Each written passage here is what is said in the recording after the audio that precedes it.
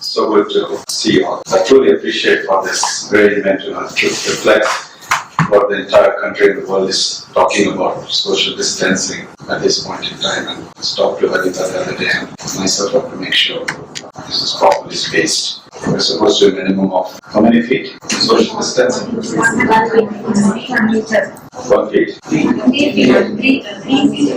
1 meter, 3 feet. Right. 1 meter or 3 feet. So I think it's pretty much what the distance that we all have. Now, one of the reasons we just said to meet with some of the staff at least, so much is happening at our hospital at the end of the day, and you're all key stakeholders. And sometimes the key stakeholders are the players and the people who are on the ground, the troops and the frontmen and backmen, if they're not properly informed, or you might be informed, but at least to understand where we do stand as continental hospitals at the end of the day in trying to discharge our obligations to the community, to the society, to the people of this city and state. And also this particular infection, what we're going to be briefly addressing, which has now been declared as a pandemic across the world. There is a lot of fear that is generated. There's a lot of anxiety. There's a lot of cultural phobias. There's a lot of unnecessary issues which is not based on science, and people are becoming afraid. So it is my Rahul and myself, Anand and Harita, we were just discussing for the last week or so. I really reached out to the staff from the standpoint of what exactly is the truth that is understandable from a layman's perspective. What is the reality, and what are the unfortunate myths and falsities or falsehoods that are lined out there, so that all of us together in this whole thing, we're all together. The fact that I am there, she's here, all the rest of the administration is here, there is something to say that you're not the only guys where you're put in contact with the patients or take care of them and whatnot. So we're all in it together to make sure, this issue of this country, this disaster that we're facing at the end of the day, we all collectively contribute in whatever manner that we can contribute successfully to minimize both the acuity, the impact, and the severity of this illness, and try to get out this as fast as possible. The Prime Minister of the country, the Chief Minister of the state, and every Chief Minister of other states, every national leader, whether it's healthcare leader, non-healthcare leader, everyone is saying the same thing. Can we see how to arrest this disease and not become a victim of what the rest of the countries in the world have become? So I just want to give you some visual graphics for us to understand where we are in the situation in our country. For all of us to understand the definition of a pandemic, I'm sure everyone has read, and your respective HODs and heads and coordinators have already described. It's very simply, a pandemic means it is an epidemic that has crossed the international borders of a country and spread across several countries in the world.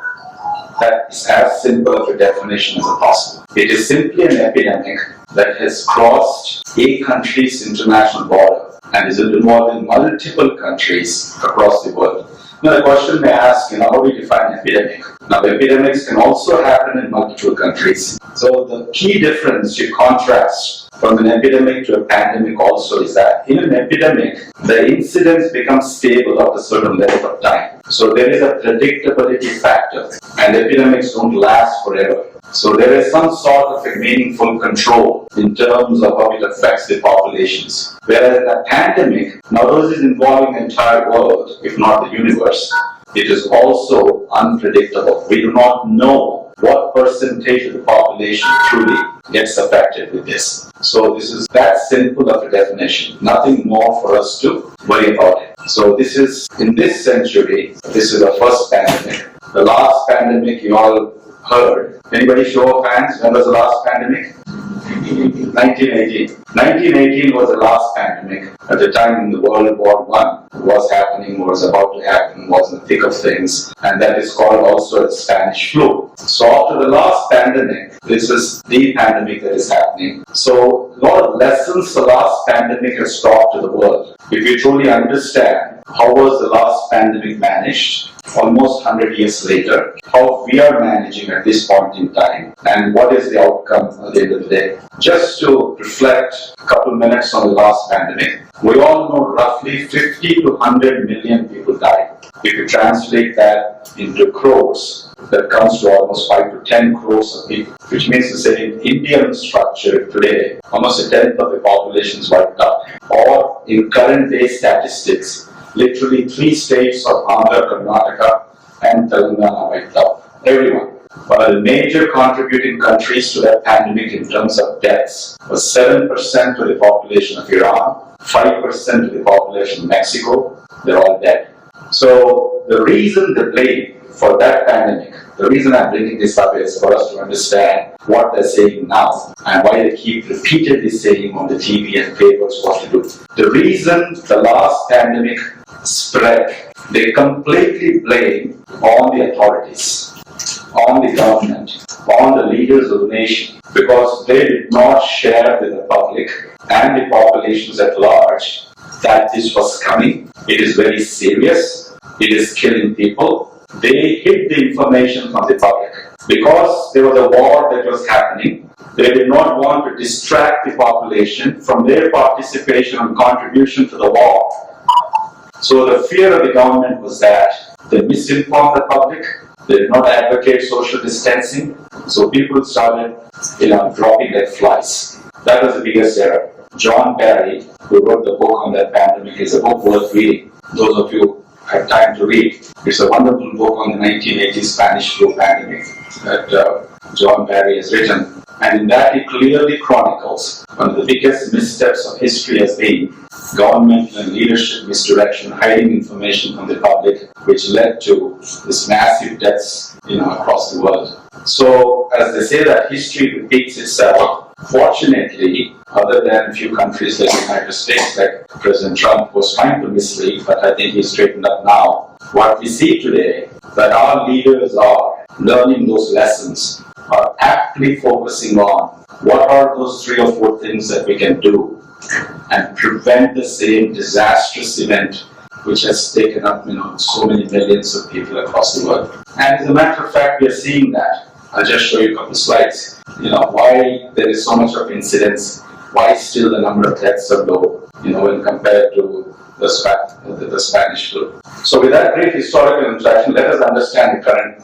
pandemic, which is caused by this virus. We all know coronavirus, I want to just simply dissect this coronavirus so that we can understand why it is causing this havoc, unlike a routine flu. First slide. This is a beautiful picture of the coronavirus. If you do an electron microscopy, the virus typically, of course, this is a schematic representation, this is a cartoon of the virus. But technically speaking, this is how the virus looks. Now, interestingly, this is not a live virus. This virus is not a live virus. Remember that. The virus has no life, unlike the bacteria, unlike all other creatures that move. So this is an innate virus. The virus is just a clump of protein. It is just a little clump of protein which has mutated. Protein, what is a protein? It is the messenger RNA. Ribonucleic acid, RNA is the genetic material and which clumps as a protein. But interestingly, this protein is a little different from a lot of the other viruses. I'm going to just spend 30 seconds to describe. So this has a very peculiar outer spike. It's very atypical of any of the viruses to have this spike protein. So it has 4 layers as a matter of fact. One is called the spike protein layer. I'll later on explain to you what these spikes do. And the second one is a membranous layer, which is called this membranous protein. Actually, the second one is an envelope. It's an envelope. And this envelope is made by a very thin fat. And I'm going to explain to you all later on what is the significance of this fat, what does it mean when you're hand washing and all of those things. So we can correlate what we do, why we do, if we understand and memorize this picture of the virus. So we talked about the outer layer, the spike protein. The second layer is the envelope that is made of thin fat. And the third layer is a membranous protein, which is the inside of the envelope, and the last layer is this nuclear capsid, which is where is your messenger RNA is clumped inside, this viral envelope. So for all practical purposes, this is simply a clump RNA protein surrounded by a thin, fat membrane. That's all we need to remember.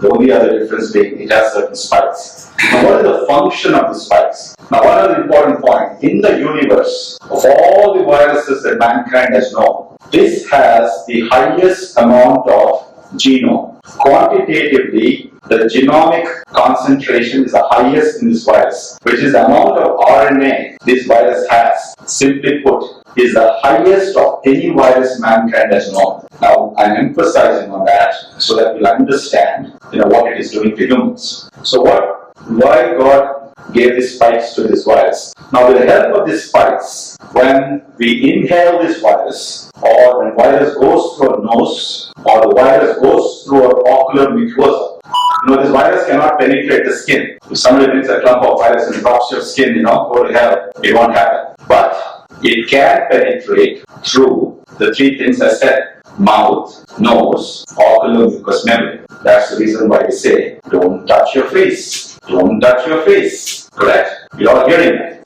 Because it has these open cavities, the mucous membrane absorbs, and the virus enters into your upper respiratory tract and then into the lower respiratory tract of the lungs. Now, when you say respiratory tract, what does it have? Cells. Every tract, every lining of the human body is lined by human cells. So what is the function of the virus? It has to penetrate that cell. So these spikes clearly help the virus to go and pierce the cell and inject all that RNA almost in one go, making that cell, the RNA integrates with the innate cell of the human body or that lung tissue, and then it mutates and starts multiplying. So the consequence of this higher genetic material and the consequence of this piercing effect of the spike makes this virus very virulent. That's the term that we use in medicine. A virulent strain, a virulent bacteria, a virulent virus at the end of the day.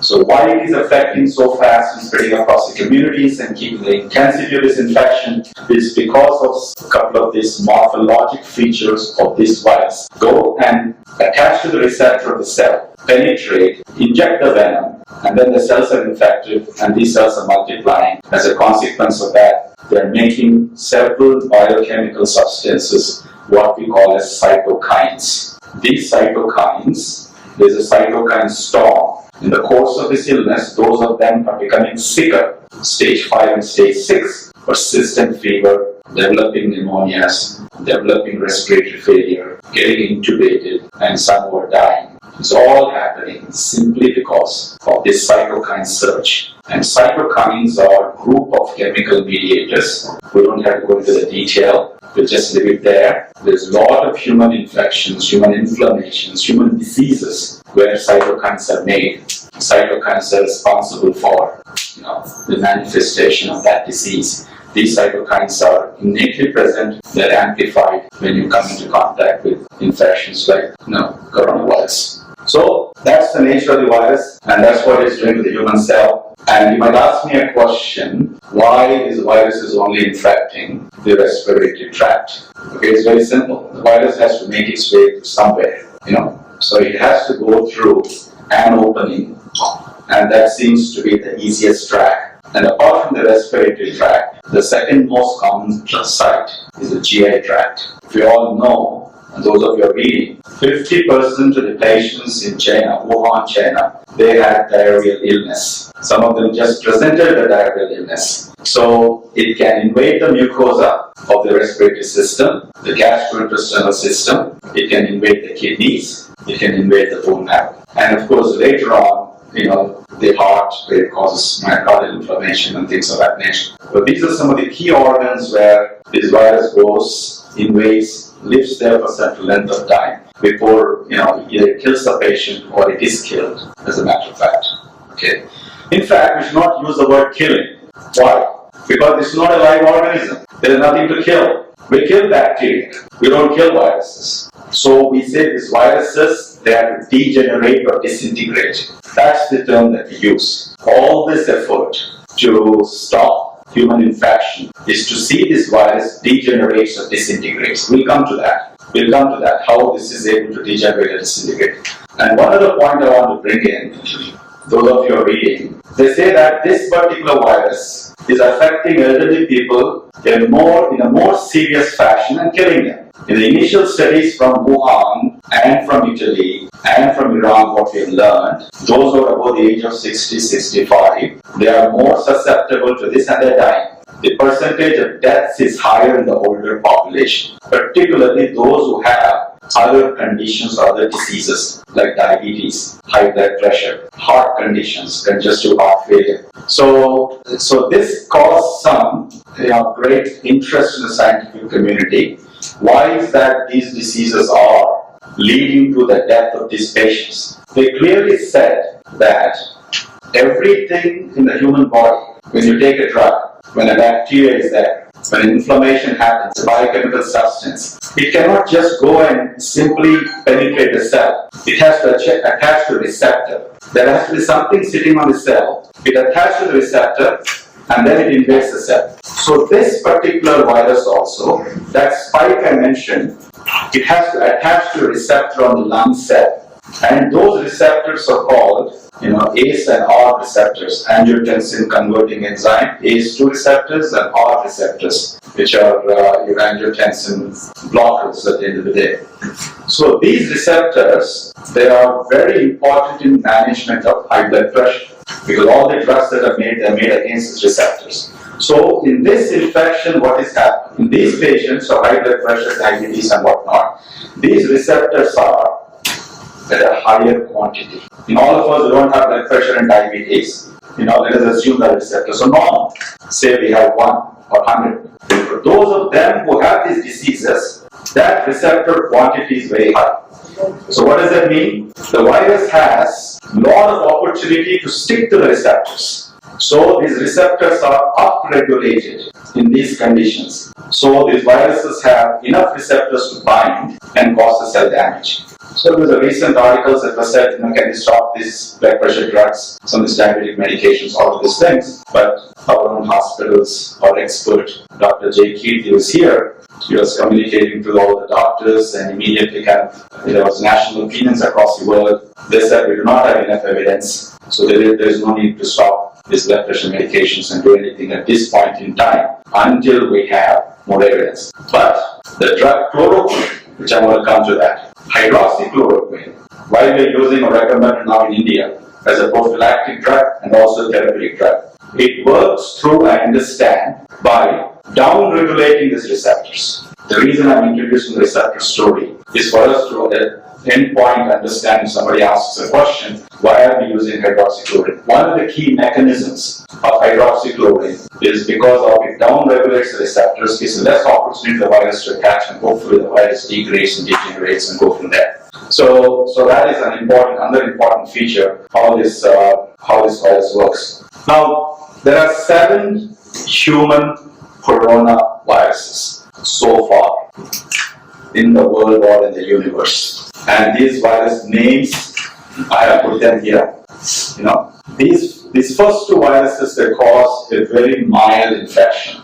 It's like a very mild flu, long time back, 18th, 19th century. So this virus is not new. There's nothing new about the genus corona, And then the most recent of these viruses is this SARS virus in 2003. Those of us who have been young doctors, and I was an old doctor, I'm treating all the rest of you being very young doctors, young nurses, young healthcare workers. Some of you may not be born in 2003. There should be some child prodigies here. Anyhow, in 2003, the SARS virus, it was a coronavirus for the first time it happened. We thought that would be ending up in a pandemic. It was controlled. Okay, then came MERS is a Middle Eastern respiratory syndrome, which only this virus came from Middle East. And remember back in 2014-15, we got all 15-16, we had all these letters from Singapore, which time, somewhere 15-16, Parkway came in, joining Continental. So the letters from Singapore, IHH, there was nursing education, all of this is happening. There's display signs in the hospital about MERS patients, and all these travelers from Middle East, they're being screened. So the coronavirus that caused that Middle Eastern respiratory infection, but even that was self-limited. It only led to a few hundred patients who died. It created a havoc in Southeast Asia and in South Asia. It did not happen much in Europe and Northern America with these countries. Now comes this giant. Of these viruses, we have this novel coronavirus we are talking about, which is COVID-19, or we have named as a Wuhan, with the Chinese president is taking it very personally. He warned India the other day. If you watch the Beyond National Channel, the correspondent there keeps on telling Chinese virus. So he has appealed to the Indian Prime Minister and the cabinet, please don't call this Chinese virus. And in today's papers, you see China is ready to help whatever it wants to do to help India, because India is showing some success story. We'll come to that. So anyhow, so the question is, where did this virus come from? So there are two theories. One is the theory of science, and second is the theory of conspiracy. So the conspiratorial theory, we'll leave it for future. We will see what happens, and we'll come to the end game on that. So this virus also exists in mammals and certain vertebrata. We believe that this particular virus came from the bats. The Chinese are used to eating various animal species. So we believe this virus broke out from the seafood market in Wuhan, and it spread back in December or late November, when people started dying. But the Chinese government for almost 45 days has not notified the World Health Organization. And that's the reason why it massively spread in that community. The second theory, from my standpoint, probably is a correct theory, but I'm not an authority. I don't want to be Sherlock Holmes here. The conspiratorial theory, you should all know, there is a huge lab in Wuhan, Wuhan Biological Laboratory, which the WHO is fully aware of it. So apparently, this lab is created for the purposes of looking at bioterrorism type of viruses. So there were a bunch of bioterrorism Chinese scientists who were working in Winnipeg, Canada. They stole the virus from there, brought to Wuhan.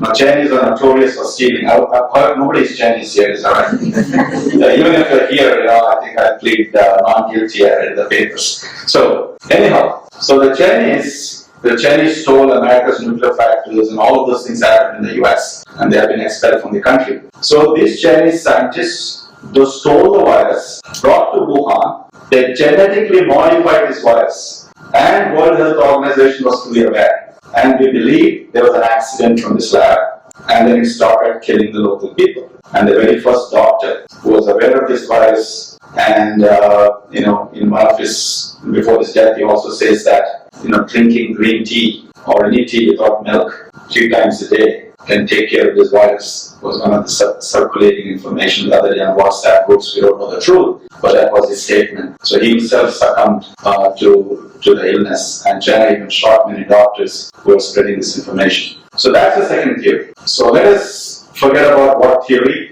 Now the virus is here, and we're all here. So how shall we tackle this? How shall we make this virus, extinct? So those are the 7 viruses. These viruses are present in the mammals and vertebrates, and also humans. So there is an animal to human transmission. There is a human to human transmission. There could be a human to animal transmission too. So there is a zoonotic transmission, and also the other way around can happen, especially if your pets are home and things of that nature. So now cutting short the anatomy, physiology, and pathology, that was my last 10-12 minutes of what the virus is. Let us look into what is happening and where we need to go at the end of the day. So this virus started infecting in China. It has affected almost 80,000 people. There was 3,200 deaths. Then next to China, Italy started getting affected. The reason for Italy is there are 100,000 Chinese workers in Italy who worked in the textile industry. So when this was happening in China, the Chinese New Year's, which is the biggest holiday like our Dasara, Diwali, Christmas, Ramzan that happens in our country, that is a very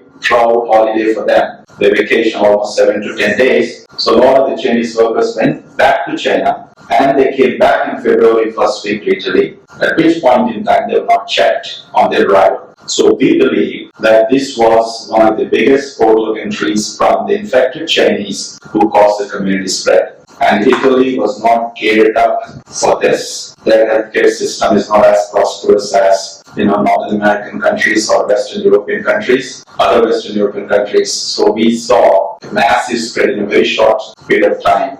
And today, it has one of the highest fatalities in the world. Almost 8,500 people have died. That's making the incidence one of the highest. Then came Iran. Why Iran? There's a lot of Chinese infrastructure companies in Iran. In the northern belt of Iran, in this one road, one belt thing, there's a huge concentration of provinces very close to Wuhan that they're working there. So we believe that in Iran, again, a very close association with Chinese companies and industry, So suddenly, you all just look into the entire Middle East. Then you have Southeast Asia. You have other countries. Even I was thinking, why suddenly Iran out of the blue? If you connect the dots, it's not making any sense. Why suddenly Italy out of the blue? Why not the other European countries? So there is a reason for everything in life. Once we know the reason, our understanding of a disease, our understanding of management, and our understanding of prevention also becomes easy in life. So these were the three epochal, determinants that went to these countries. Then thereafter, it was all international travel. So both in January, in December 2019, Jan-Feb 2020, the world has not imposed any curfews or barriers. People were freely traveling across the borders by air, by sea, by land. So there has been a massive contamination with human to human spread, particularly in dense communities. And so today, being a pandemic, we crossed international borders. So every human being of 8 billion people is at risk of getting it. It's as simple as that. So, what is our goal? The ICMR, which is Indian Council of Medical Research, which is our prime body, just what in the US we call the National Institutes of Health. Every time you visit CNN, Dr. Anthony Fauci, he was the discoverer of AIDS virus. He's there standing next to President Trump. And he is the head of infectious diseases. And he is a scientific spokesperson. Just like that body, we have ICMR here. And ICMR gives us all these guidelines. So they said there are 4 stages for this epidemic or pandemic. Stage 1 is from international travelers who are bringing to this country. Stage 2, infected person locally infecting others. Locally. Okay, on a one-on-one basis. Stage 3 is community spread, which is large swaths of community they are infected. Till now, we have not seen a community spread. As of this morning, there's only 620 or 22 cases, and that does not define in 1.3 billion people a community spread. Even simply in Kukatpalli or Jubilee Hills or Narayanguda, or any other places you take, there's enough human existence in this very city. If 10,000 people are infected in a span of 1 or 2 days, that's a community spread. So we are not seeing this in any district, in any state as of yet. So we still, for the last 3 weeks, we are saying, or 4 weeks, we are saying we are at stage 2. So our Indian government has learned these lessons and wanted to take extraordinary preventive steps by stopping this disease at stage 2 and not to have a community spread. So far, so good. As of this morning too, rest of the authorities said we are not in stage 3 yet. But there's no guarantee. The next 2 weeks are going to be very, very critical for this country. So to prevent from stage 2, stage 3, the lessons we learned from the 1918 pandemic, very simple. Social distancing, period. Isolation, period. Self-quarantine, if you have minor symptoms or if you're suspecting, period. That's it. All of this appears so simple, but they're priceless. So the government basically said initially, do these things, but then they found human behavior is very difficult to change unless we're punished. So they said lockdown. Even lockdowns still they're violating. They said next step, curfew. And in certain parts, even curfew doesn't work. They went to the next step. We'll arrest, we'll shoot you, we'll penalize you. Is that right? It happens all the time. We have seen curfews for different reasons in our country, and this is also similarly, and you all know those of you being stopped and being checked, if mine stopped and checked, they basically ask what are you doing. So I think that vigilance is very good, all for this singular purpose, that our communities should not be infected. If we are infected, I can tell you, friends, because I happen to have the luck and the fortune of working in two continents, the richest continent of the world, and one of the poorer countries in another continent, the Asian continent. It will be unstoppable. It will be major massacre for us for many reasons. Just look at the United States. I'll show you the next graph, you'll understand. So, before I talk about the United States, this is what exactly happened. The spread, here it was, so this was stage 1. Stage 2, look at the jump, just in 1 week.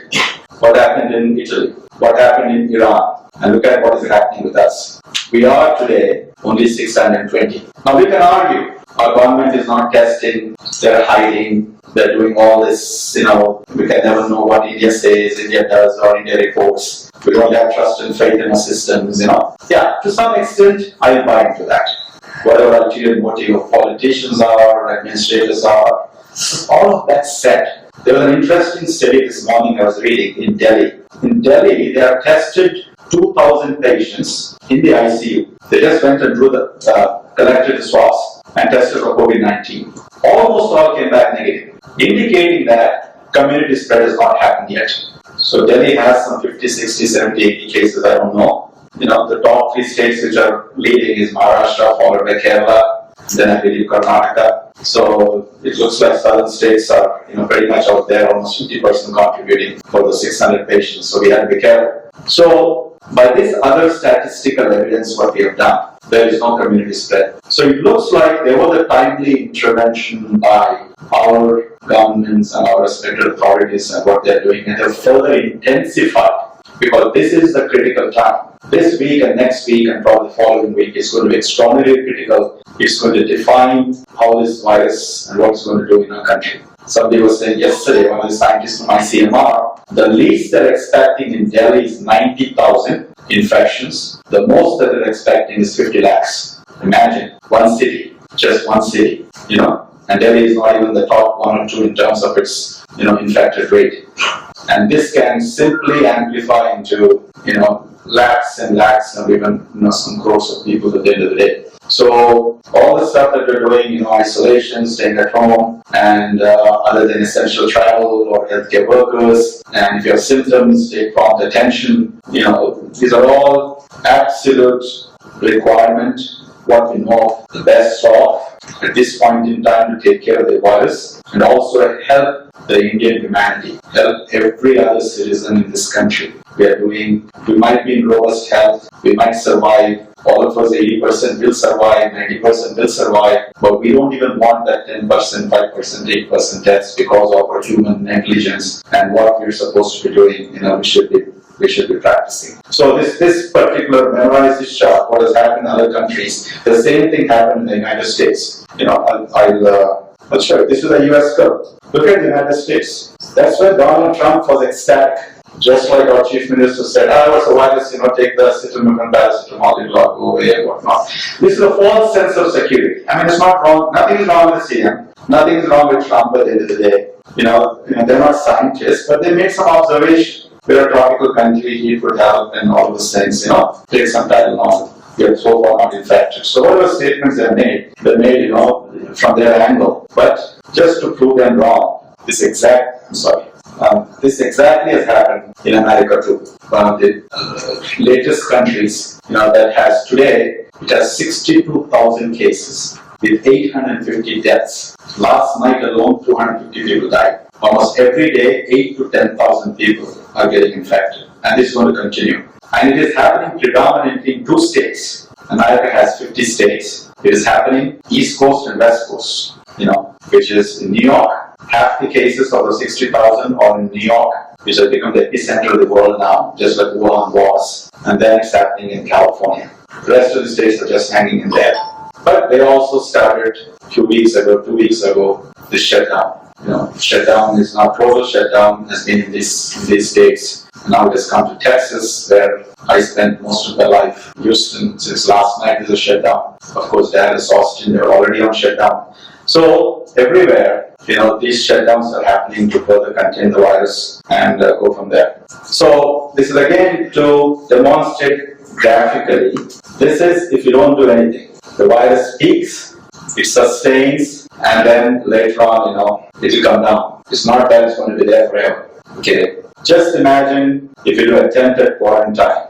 Isn't there a benefit? Don't you see this bell-shaped curve is somewhat flattened? Obviously. Now, more than even attempted quarantine, moderate distancing, which is what we talked about, the 2 or 3 feet or 3 or 4 feet. Look at that, how truncated this has become. And look at this last slide, extensive distancing. It's almost flattened. So that's what we're shooting for in India. We do not want this. We are aiming to basically flatten the curve. So this whole thing for us, what we are trying to do or achieve is basically prevent community spread and flatten this curve. So next 2 to 3 weeks are going to be very, very, very critical. And where did we learn from this? We learned from China. We learned from Singapore. We have learned from Italy. All these countries are helping us in understanding the natural history of this viral infection and take better precautions, at the end of the day. Now, this is just last couple of slides and we'll be done, and I'll take some questions. Now, why is hand washing important?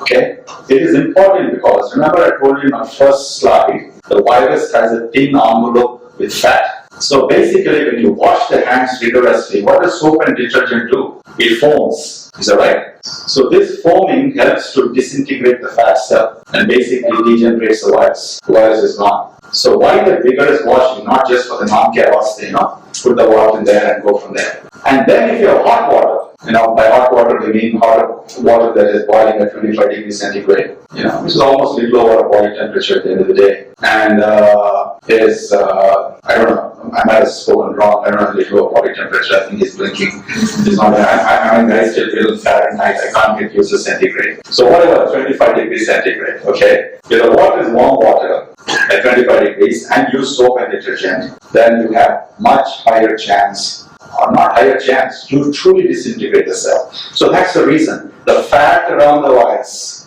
you're disrupting it and the virus degenerates. Or you can call it the virus is killed. So hand washing with soap and simple soap and detergent is extremely important. And then we talk about the various hand rubbing solutions, and most of them have either alcohol or alcohol containing mixtures where the percentage of the alcohol should be 65% or more. Anything less than 65% of alcohol is not a good disinfectant at the end of the day, or a good hand rub. So most of these things what we use as sanitizers, that's the mixture. In the mixture we have the amount of alcohol. If you want to take some vodka, whiskey, or of your drink every day, hopefully not, but if you're doing that, most of the spirits are only 45% alcohol, they won't help. If you think I can just pour a little brandy and just wipe my pen, but the percentage volume of alcohol is only 40-45%. But so whereas these things have 65%, that's the reason why they're available as hand solutions. And please don't start drinking them to get high.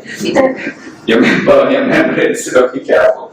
Then of course, fomite cleaning. So what is fomite cleaning? Fomites are, there's only 2 ways to spread this disease: droplets and fomites. Droplets when you cough, or when you're suctioning, aerosols, those things, is that right?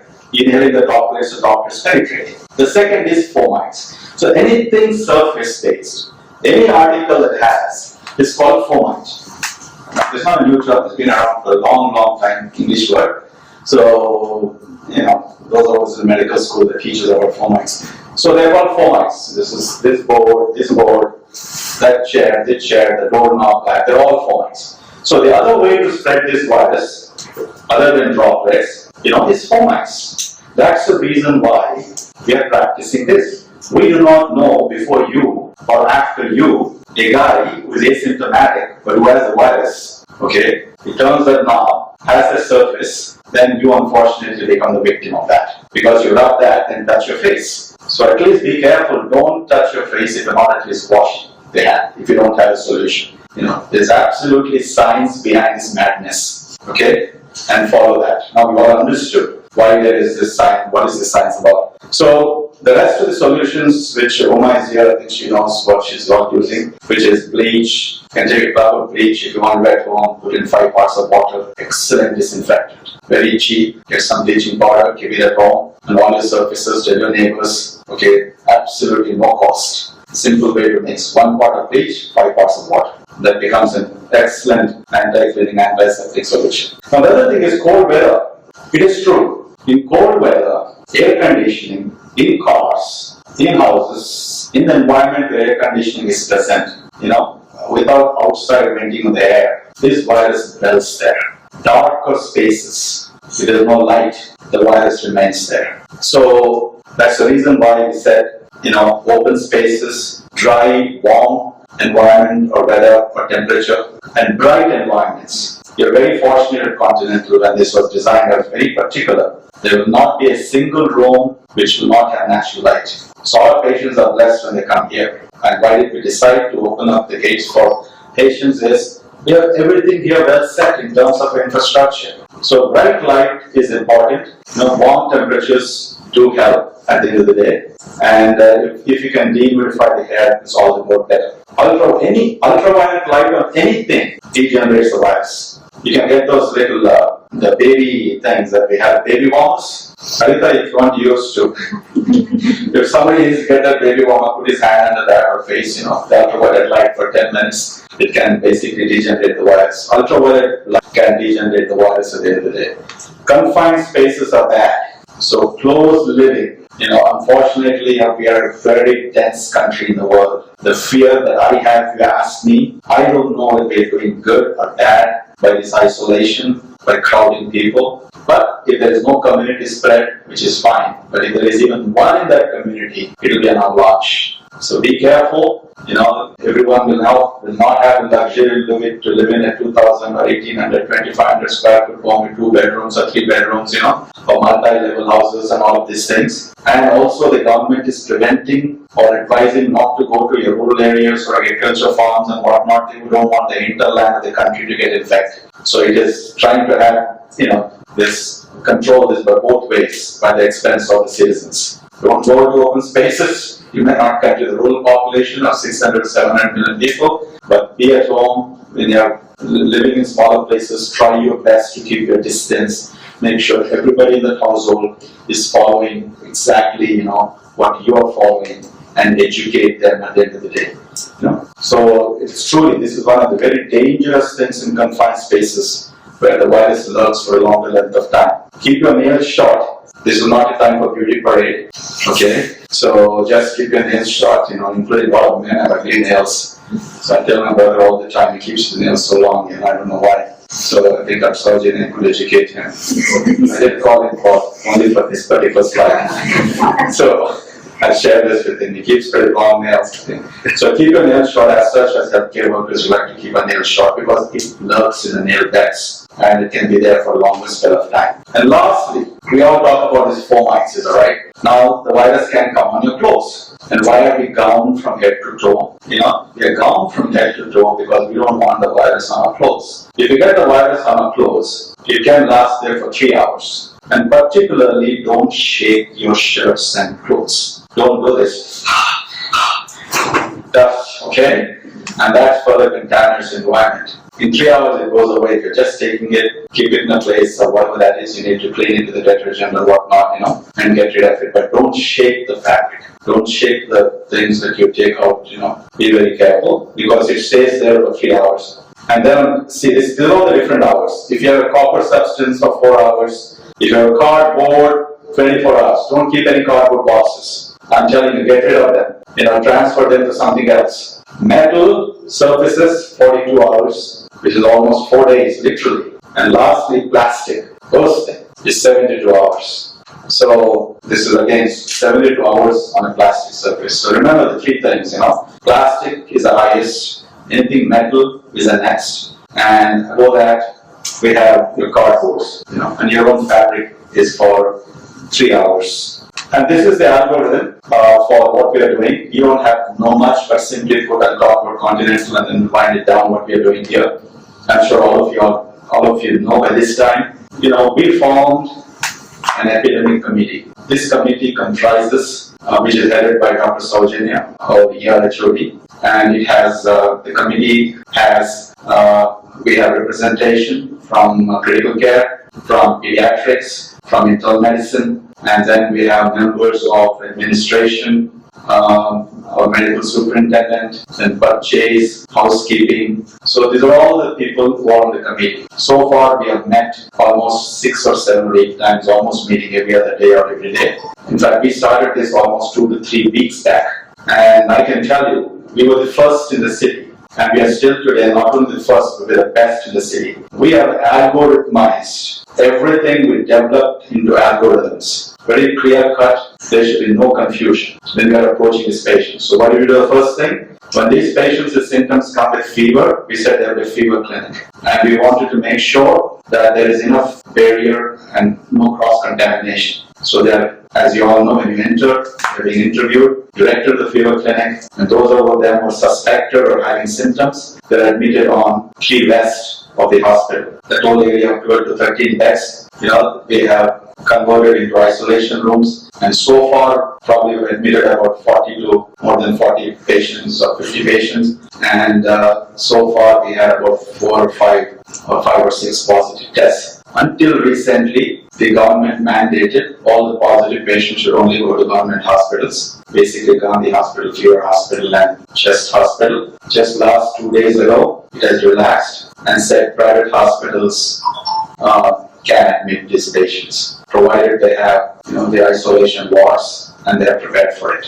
So we are already prepared, we are ready to take care of these patients and service them. So what we have done now is on the 3rd floor, one half is for isolation, the other half will be for positive patients who do not require ICU admission. And those who require ICU admission, we have dedicated ICU 3. Now ICU 3 is away from ICU 1 and 2. And in fact, there won't be any cross-contamination. Even one does not have to use the corridor of ICU 1 and 2. So we are prepared. We are prepared for, we have 9 to 10 beds in ICU 3. And ICU 3 is beautiful. It's very nice. It has all the paraphernalia that it requires. So we at Continental, in terms of physical space and infrastructure, if our patients come, I can very proudly say probably we have the best facility to take care of them. Okay. Now comes who takes care of them? Doctors, nurses, and other paramedical staff. Extremely important. So for which what we need, we have been hearing every day in the news and papers, PPE, personal protective equipment. Okay, the whole world is controversy now. There's not enough PPE. That's the reason why patients are dying and healthcare workers are susceptible and all of those things. So we have enough PPE at Continental Hospital. Just even 24 hours ago, there was some concern among some doctors whether we have the complete head-to-toe gear and all of those things. So everything is, we have hundreds of sets, not 5s, not 10s. So our nurses, our doctors can exactly row as per the recommendations, wear that gear, take care of the patient, and then donning and doffing, these words that we use, and doff them off and go from there. Probably in taking care of a patient, it may require 3 times depending upon the shift of the nurses and whichever doctor is going in and out. So there is no dearth for us at this institution in terms of any protective care. Okay, very important. Non-essential people, they need not come closer to these patients. It's very simple. It's not necessary. For example, HR. I'm not going to hurt your feelings. Because there's no need for you to be there. So you're in safe where you are. So non-essential people want to limit family members, we want to limit them, or we're not going to allow them to see even if they're in isolation. So all this have been protocolized, put in terms of algorithms. Now one of the key questions comes in. I was told that some of the nurses are, handful of them, or 1 or 2 or 3. They have some concerns about they getting the infection. Yes, genuinely we are concerned. Obviously, when we are taking care of a patient, let alone coronavirus, take care of a flu patient, take care of a patient with an open wound, take care of the patient with any other respiratory droplets by suctioning, and all of these things. We are at risk. Very simple. Is that right? But what prevents us from not getting easily? By following the recommendations. of protecting ourselves with the necessary protective gear. Then after that, simple things like hand washing and all those things. But we cannot be fearful of something and run away from it. Okay, that's the reason why we are known amongst all the professions in the world. One of the most respected. We are there like people in the army. We are the frontliners. The army protects the nation. We protect our people, the citizens. It's very simple. So there is no fear. We should not work or do anything out of fear. I can easily sit at home. It's not necessary for me to come to the hospital. If I need, I can do a video connection. I can talk to anybody. I can talk to any of my colleagues. But you have to sometimes set an example. You can't be sitting at home and having the staff come in and say that you work. That's a bad example. I'm not fearful of anything in life. I'm only fearful of things that if I don't obey something which has been proven, which is virtuous, which is honest, which is of integrity, then I knew that I will be susceptible not only infection, but any other trauma, physical trauma, mental trauma, emotional trauma. It's very simple in life. We have to just simplify things and not be fearful. Now comes in, what percentage of healthcare workers have been affected of coronavirus? They are talking only about 10% who are turned positive. Obviously, they're intensely engaged with the patient and doing all these things. And I believe that 10% is a very small number. Of these 10%, what were the fatalities? Now, in areas like Italy and all of these things, people didn't have rightfully at the right time, the proper PPE, right environment, where they're using football stadiums, auditoriums to convert and no barriers in, yes, there are increased risks, and there is some fatality of probably 1% of those 10%. So, ideally, there should be zero fatality, correct? We don't want anyone to succumb to this. But that is an utopian thing at the end of the day. I don't think so in our country it's going to happen. That's the reason why ICMR has introduced hydroxychloroquine prophylaxis. We are the only country across the world. We have recommendation to use chloroquine tablets. So if you're a healthcare worker working with a COVID positive patient, you are welcome to use hydroxychloroquine at the direction of your nursing head, and there is a form that you have to sign, and this is a very simple regimen where you take chloroquine 1 day, 2 tablets, then 1 tablet every week for 7 weeks. That's all there, just like malaria prophylaxis. So we have that for healthcare workers. We also have the prophylaxis for those citizens who are exposed to somebody who is COVID positive and do not have any symptoms. So we are ahead of the game from the rest of the world to further probably reduce that even the 10% of healthcare workers who have been exposed to the virus. Now there is no reason to panic because 80 to 85, 90% of the patients are having a very mild flu-type illness. You'll have cough, you'll have some sore throat, you'll have some fever, and just like a flu, you take care of yourself, isolate yourself, do a few days, use your Tylenol or Crocin or this thing, and then it goes away. It's as simple as that, and especially younger the person, if you don't have any comorbidities, our immune systems are very good, and we can easily walk the virus. So without further kind of emphasizing on this issue, I want you all to be reassured. Now understanding the nature of this illness, understanding the duration of this illness, the severity of this illness, the preventive measures, why we do, for what reason we do, understanding that, and understanding that the hospital where you work, the organization you're attached with, has best of the facilities, best of the infrastructure, all the protocols in place. We have great doctors here. Okay, we are all at reduced risk while we adopt all the things which I just speak. So let us work with absolutely fearless spirit, enjoying our work, taking these precautions, and don't get unnecessarily worked up. If you have a particular issue, if somebody does not want to work, nobody is going to force you or mandate you to go ahead and do that, because your respective HOD can always excuse you from that or whatever is the protocol of the hospital we're following at the end of the day. But that is my duty, I thought, as a doctor, as a person of science, to bring this to your doorstep to understand, and hopefully that we will not have a huge volume. But preparedness in life is always the greatest thing that one can do in healthcare. Quality of care, remember, it's always a team endeavor. Team spirit is not optional. It's always coming together. We all have to come together. Not a single person can discharge in the healthcare environment, what he or she can do, even if that person is superhuman being. We have to collectively work together, share responsibilities, share our pain, share our loss, and care for the patient for his ultimately for him to get better. That's our job, that's our moral spirit, that's our ethicism, and that's the reason why we choose this profession to be, what we are to be. Okay? Thank you all, and wish you all post happy Ugadi. Any questions, anyone? Just for a couple of minutes. Good. No questions. Be happy, and let's hope that we flatten the curve. All right. Thank you.